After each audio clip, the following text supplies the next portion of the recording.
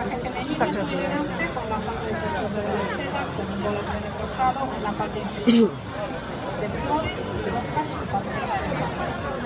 La pintura del delantal es remandada por una larga faja de lámina niño y es hecho de figuras de cartón. En el traje masculino predomina el color negro de la técnica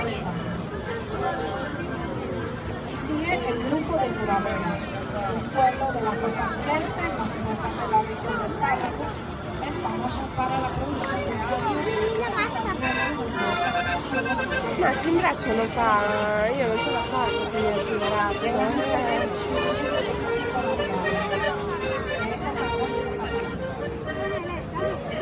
Muravera de lluvias y de esposas se compone de sulfato de hidrogai, pañuelo de color rojo de forma triangular, sulfato de arroz, pero blanco de